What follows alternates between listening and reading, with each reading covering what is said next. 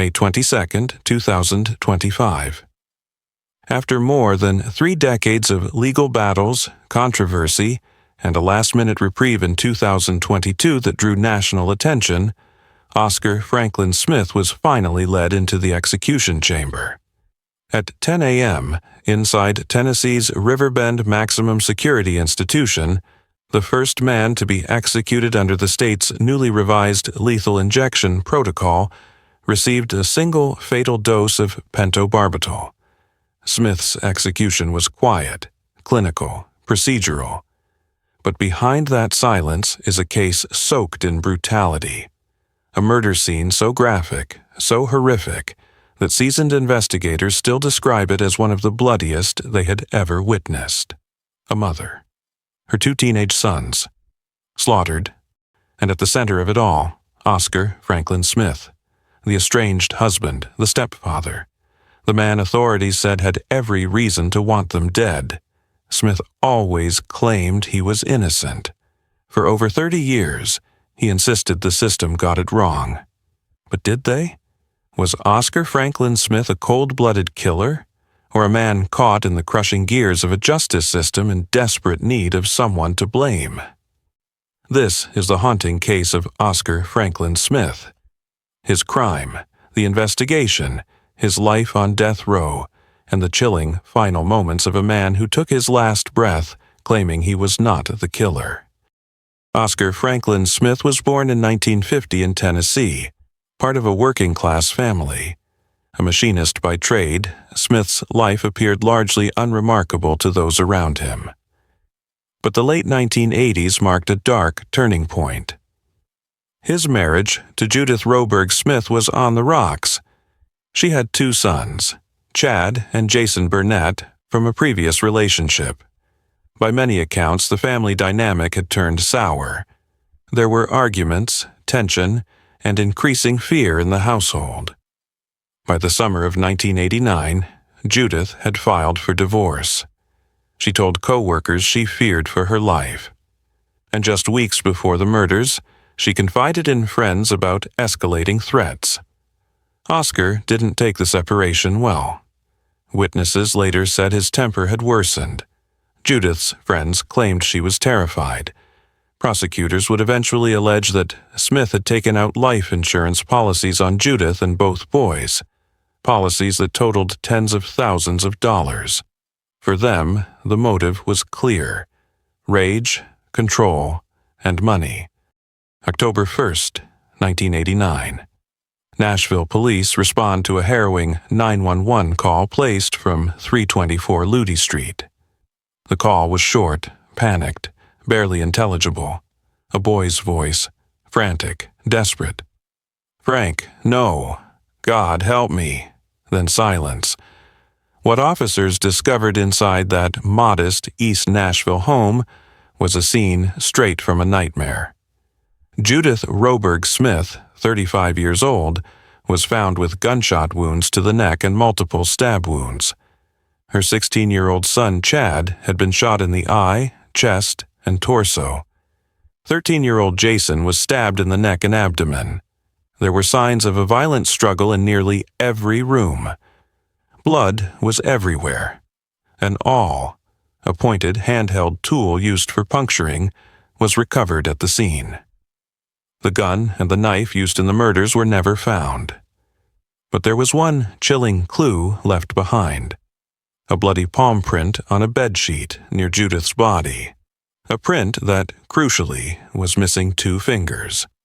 The same 2 fingers Oscar Smith had lost in a workplace accident years earlier. Oscar Smith immediately became the prime suspect. Just a day after the murders, on October 2, 1989, Nashville detectives tracked him down in Robertson County, Tennessee. Smith was found in the front yard of his home. His twin sons from another relationship were present, unharmed. At the time, Smith was not under arrest. He voluntarily accompanied detectives to the Robertson County Sheriff's Department for questioning. According to police reports, he was cooperative. He answered questions, gave statements, and even consented to a search of his house and vehicle. But within hours, that bloody palm print changed everything. Forensic investigators used an alternative light source to examine the print. Sergeant Mike Hunter identified 15 points of similarity between the palm print and Smith's left hand, exceeding the FBI's then standard of 8 points for a match. Smith, who was missing his ring and little fingers, became inextricably tied to the crime scene. Oscar Franklin Smith was arrested and charged with 3 counts of first-degree murder. The trial began in July 1990. The prosecution laid out a grim timeline, arguing that Smith had been consumed by rage and a desire for revenge. The palm print, the 911 call, the reported threats, and the life insurance policies became the cornerstone of their case. The 911 audio, painful and raw, was played for the jury. A dying boy's voice, crying out for help. The use of the name Frank, Smith's middle name, was highlighted by prosecutors as proof of recognition. Who else would a child call out to in those final, desperate moments? The defense fought back. They challenged the validity of the palm print match, claiming the methods used were outdated and subjective. They suggested the print may have been left during a previous innocent visit. They also questioned the reliability of witness testimonies and pointed out that no murder weapons had been recovered. Still, the jury found the case compelling. On July 26, 1990, Oscar Franklin Smith was found guilty on all 3 counts of first-degree murder. He was sentenced to death. For over 30 years, Smith sat on death row at Riverbend Maximum Security Institution, becoming the oldest inmate on Tennessee's death row, and through every appeal, every legal motion, and every procedural setback, he maintained his innocence. In 2022, Smith's execution was scheduled for April 21st. Everything was set, the clock was ticking. But just hours before the lethal injection was to be administered, Governor Bill Lee issued an extraordinary last-minute reprieve. The reason? The lethal injection chemicals had not been tested as required by protocol. This triggered a full-scale investigation into Tennessee's execution procedures. It was discovered that for years the state had failed to properly test and prepare lethal injection drugs, violating its own policies and raising serious questions about the safety and legality of its execution process. Executions were paused statewide. A comprehensive review followed. In its aftermath, Tennessee revised its execution method, opting for a one-drug protocol using Pentobarbital.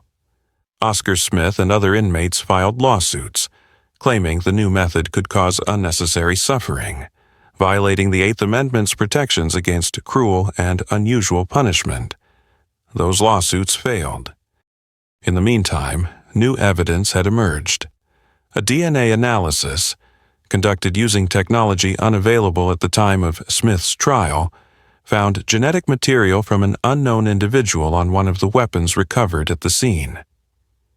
The defense argued that this revelation raised serious doubts about Smith's guilt, but a judge ruled the new evidence was not sufficient to overturn the original verdict, citing the overwhelming weight of prior evidence.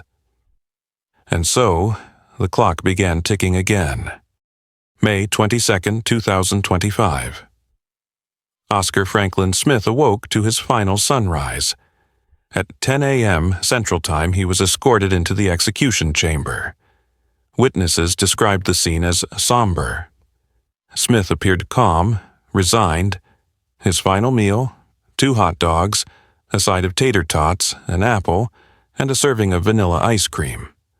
When asked for any last words, Smith said simply, "I'm innocent. I forgive you all."